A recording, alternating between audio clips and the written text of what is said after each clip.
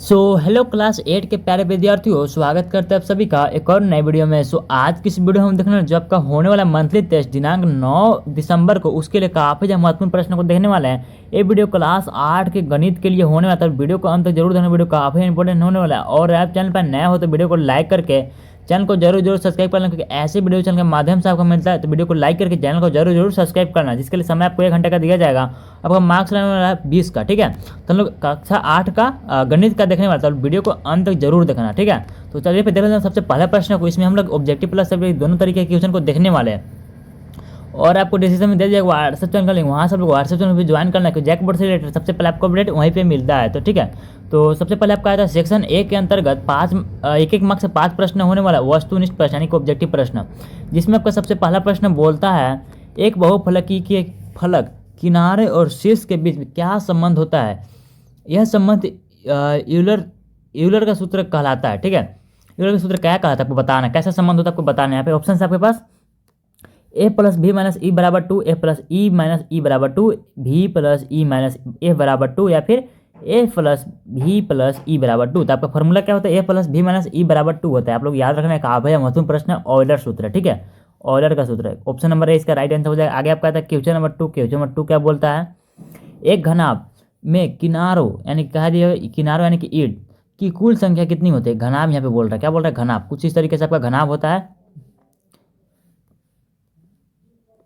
कुछ इस तरीके से घनाभ होता है। इसमें क्या बोला हमारा एज यानी किनारों की संख्या बोला। किनारा कितना हो जाएगा हमारा, एक किनारा 2 3 4, ठीक है। 4 हो गया, 5 6 7 हो गया। उसके बाद उधर साइड वाला 8 हो गया, ये हो गया हमारा 8 हो गया, ठीक है।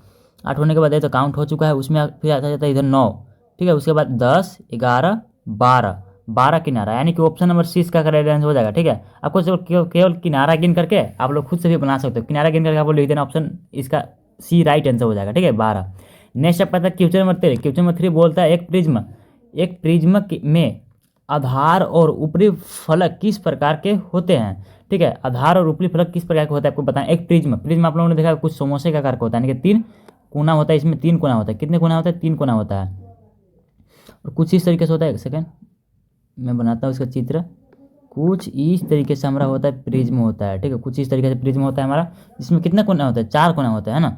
4 कोना ही होता है शायद। एक उधर भी उधर होगा, है ना, जो कि इधर से दिखेगा नहीं, जिसके कारण उसको नहीं बनाया गया है।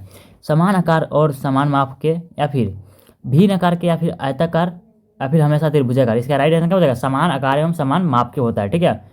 ऊपरी फलक के किस प्रकार का आकार होता है। ये जो ऊपरी फलक है ना, यहाँ पे ये फलक हो गया, दूसरा पहला फलक, ये दूसरा फलक, उधर जो साइड होगा दूसरा फलक, तीनों का क्या होता है, समान आकार होता है और समान माप होता है, ठीक है।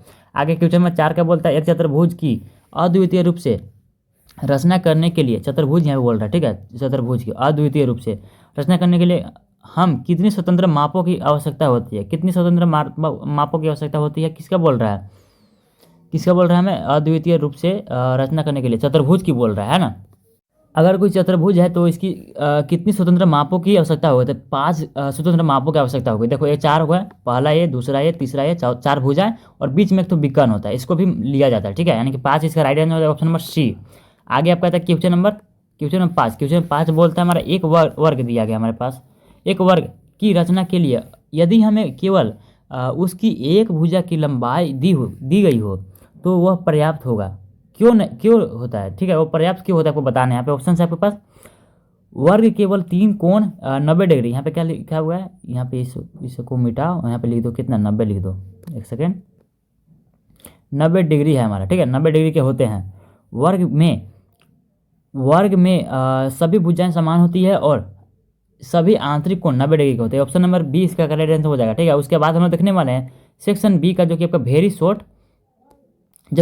शॉर्ट आंसर क्वेश्चन होने वाला, ठीक है। तो वीडियो में आगे बढ़ने से पहले एक छोटी सी रिक्वेस्ट है, अगर आपने अभी तक वीडियो को लाइक नहीं, वीडियो को लाइक कर देना, चैनल को सबसे पहले मत भूलना, क्योंकि ऐसे वीडियो चैनल के माध्यम से आपको हमेशा मिलता है, ठीक है। तो इसमें क्वेश्चन नंबर 6 क्या बोलता है, एक चतुर्भुज की अद्वितीय रूप से रचना करने के लिए आवश्यक किन्हीं 2 न्यूनतम शर्तों का उल्लेख करें। यहाँ पे सबसे पहला दिया गया है चतुर्भुज की रचना के लिए आवश्यक दो न्यूनतम शर्त, 4 भुजाएं और एक विकर्ण होना चाहिए। 4 भुजाएं और एक विकर्ण होना चाहिए। उसके बाद आपका था 2 आसन भुजाएं और एक कोण, या फिर 3 भुजाएं और 2 विकर्ण होना चाहिए, ठीक है। ये आपका क्या हो जाएगा, क्वेश्चन नंबर 6 का उत्तर यहाँ पे देख सकते हो। क्वेश्चन नंबर 7 क्या बोलता है हमें, यूलर सूत्र का प्रयोग करते हुए एक चतुर्भुजाकार पिरामिड के फलकों की संख्या ज्ञात कीजिए यदि उनमें कितना है 5 शीर्ष और 8 किनारे हो। ठीक है, क्या बोल रहे हैं हमसे क्या क्या दिया हुआ है, 5 शीर्ष दिया हुआ है, उसके बाद 8 किनारा दिया है। शीर्ष करने का क्या मतलब है, शीर्ष करने का मतलब है V दिया हुआ है मेरे पास 5 और E दिया हुआ है मेरे पास 8 दिया हुआ है। ठीक है, F प्लस हमसे पूछा क्या है, F निकालना है। यहाँ पे फॉर्मूला क्या होता है हमारा, F plus V minus E होता है। F प्लस V का वैल्यू कितना है 5 है। ठीक है, उसके बाद माइनस में E यानी कि 8 का वैल्यू 8 हो जाएगा, इसका वैल्यू बराबर में 2 हो जाएगा। उसके बाद यहाँ पे देखो F 5 जोड़ो, यहाँ पे 8 घटाओ यानी कि -3 बचेगा बराबर में 2। ठीक है, इस -3 को उधर भेजो, बराबर में क्या हो जाएगा 2 + 3 हो जाएगा यानी कि बराबर में 5 आ जाएगा। इसका राइट आंसर हो जाएगा। ठीक है, 5। नेक्स्ट आपका आता है क्वेश्चन नंबर 8 को देख लो, जो कि आपका आता है सेक्शन सी के अंतर्गत लॉन्ग आंसर क्वेश्चन। ठीक है, तो यहाँ पे दिया गया इसका उत्तर में, एक पतंग की रचना करने के लिए आपको किन 2 विशेष गुणों की जानकारी होनी चाहिए। एक पतंग की रचना करना है, किसकी रचना करना है, पतंग की रचना करना है, किन 2 विशेष गुणों की जानकारी आपके पास होना चाहिए। एक पतंग कुछ हमारा इस तरीके से होता है। ठीक है, इस तरीके से हमारा कुछ पतंग होता है, तो किन 2 गुणों की जानकारी होनी चाहिए। यहाँ पे उत्तर दिया गया, आसन भुजाओं के 2 जोड़े समान होते हैं। ठीक है, आसन भुजाओं के 2 जोड़े समान होते हैं।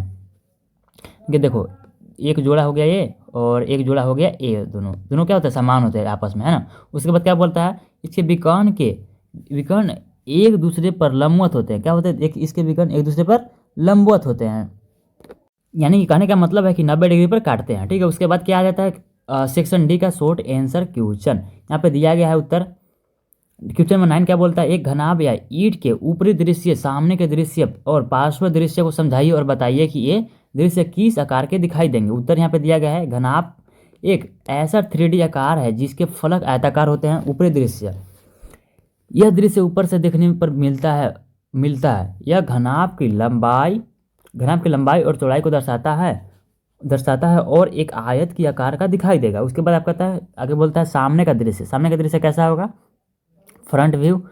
यह दृश्य सामने से देखने पर मिलता है कि किधर से देखेंगे, तो सामने से देखेंगे तो हमें सामने का दृश्य मिलेगा। उसके बाद यह घनाभ की लंबाई और ऊंचाई को दर्शाता है और एक आयत का आकार का दिखाई देगा। उसके बाद क्या आता है, पार्श्व दृश्य यानी कि साइड व्यू, है ना। यह दृश्य किनारे यानी कि साइड से देखने पर मिलता है। यह घनाभ की चौड़ाई और ऊंचाई को दर्शाता है और यह भी एक आयत के आकार का दिखाई देगा। उसके बाद आता है क्वेश्चन नंबर 10 बोलता है हमारा, एक प्रिज्म और पिरामिड के में मुख्य अंतर क्या होता है, उनके पार्श्व फलकों के आधार पर लिखिए। उनके पार्श्व फलकों के आधार पर लिखना है। यहाँ पे दिया गया उत्तर, प्रिज्म के पार्श्व फलक आयत होते हैं। ठीक है, पिरामिड के पार्श्व फलक त्रिभुज होते हैं। ठीक है, तो ये था आप लोग का 10 मोस्ट इंपॉर्टेंट क्वेश्चन जो कि आपका मतलब जिसमें पूछे जा सकते हैं। ठीक है, और एक चीज़ मैं आप लोगों को क्लियर कर दूँ, एक बार रियल क्वेश्चन नहीं है, आपका मोस्ट इंपॉर्टेंट क्वेश्चन है ना।